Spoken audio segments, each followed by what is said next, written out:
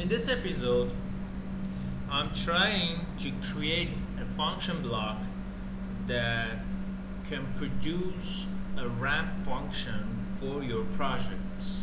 For example, when you have an inverter in your project and you should increase or decrease the set point of this inverter with a specific situation to, for example, abandon the intention in or the abandoned intention in your, for example, in your physical projects. For example, your valve or maybe other types of physical situation that should be, conserved from the tensions. And so this is very important for you to have this function block. And now I'm trying to create this function block with the SCL language in Chia Portal. So first of all, I have to create the function block in SCL. I named it ramp function and then create it. First of all, I have to introduce the input parameters. I have input parameter in with data type of real.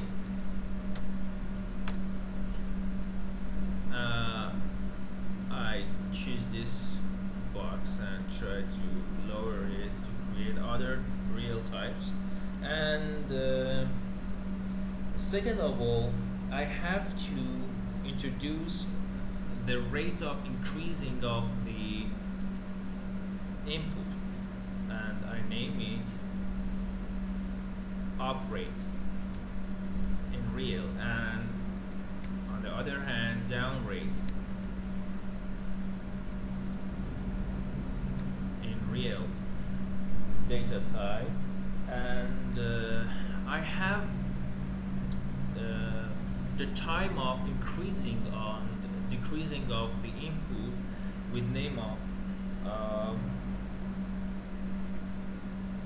ramp time. But consider this input parameter is in a different data type, and I introduce time into the data type for this input parameter, and I introduce a button for stopping increasing or decreasing of this function and name it ramp off with the data type of boolean.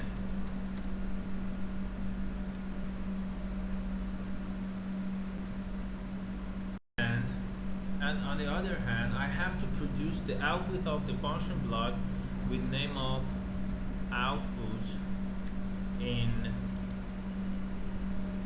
real data type.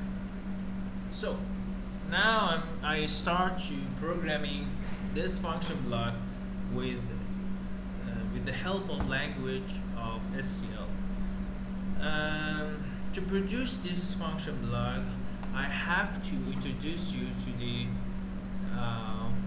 this pulse situation. I have to create this pulse situation to nominate the negative and positive edge of this pulse, which help us to increase and decrease of the input. To create this pulse, I use timer operation with name of TP.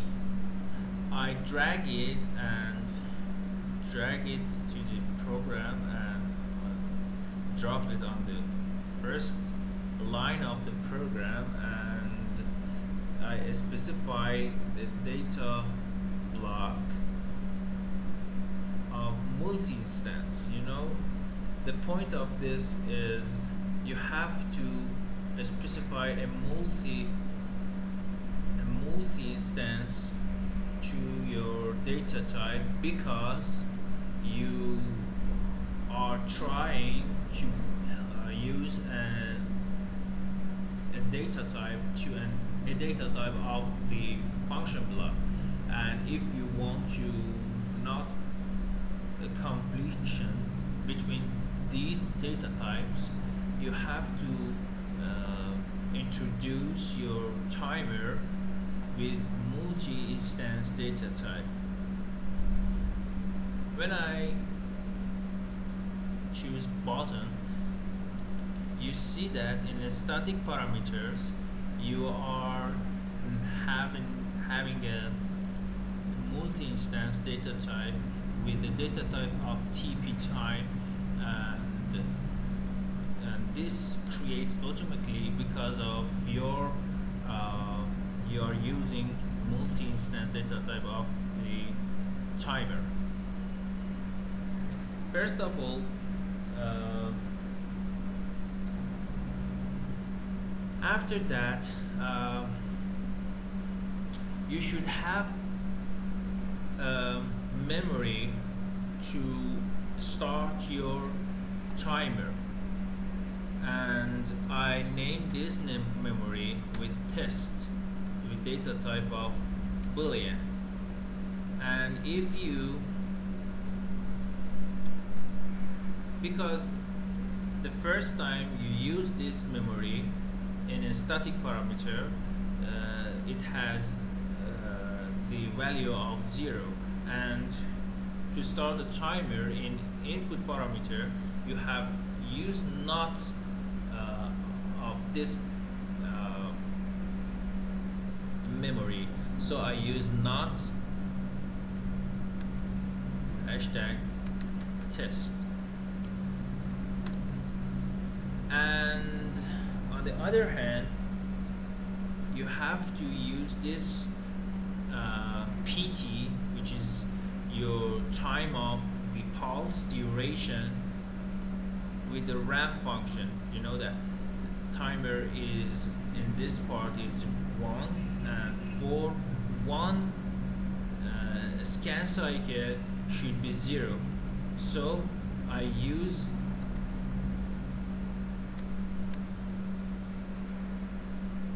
ramp function, ramp time, and I specify the output of the timer to test. Consider that it's important when the test is 0, timer is started, and after that for one scan cycle test would be 1, and after that the test would be 0, and the start timer again, and this pulse would be created automatically. So if you want to specify a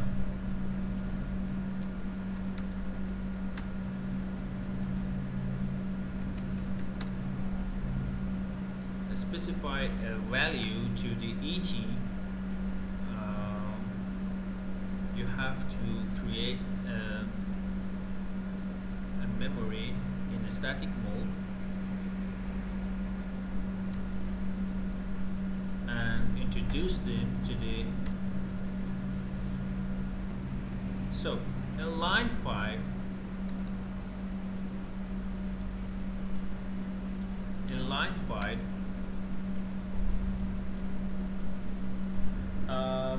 I use an if instruction for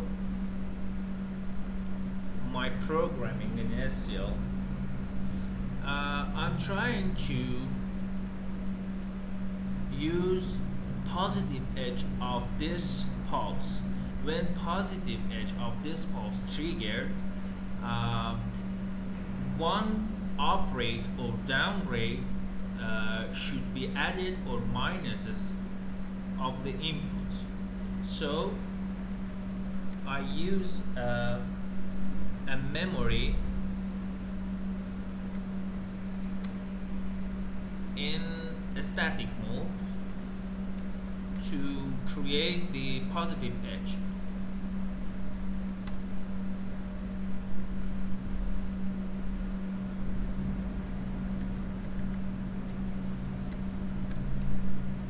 Memory and combine it with the knot of the input test. After that, this condition, if this condition is positive for you, after that, if output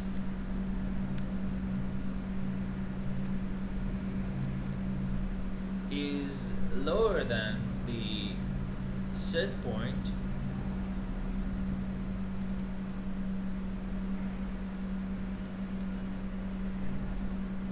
if output is lower than the set point,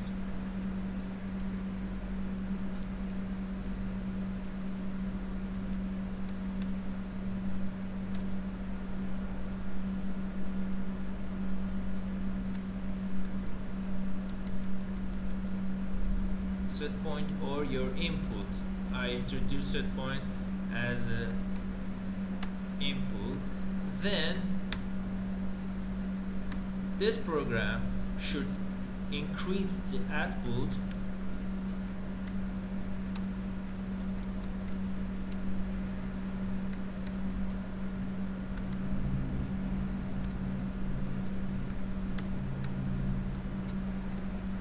should add the operate to the output and if. And on the other hand, if output is bigger than input, then output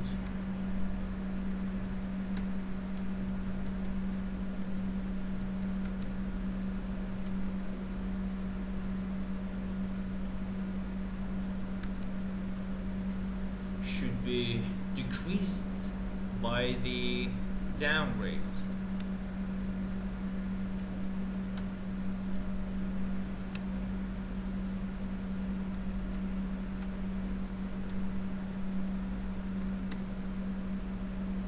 And if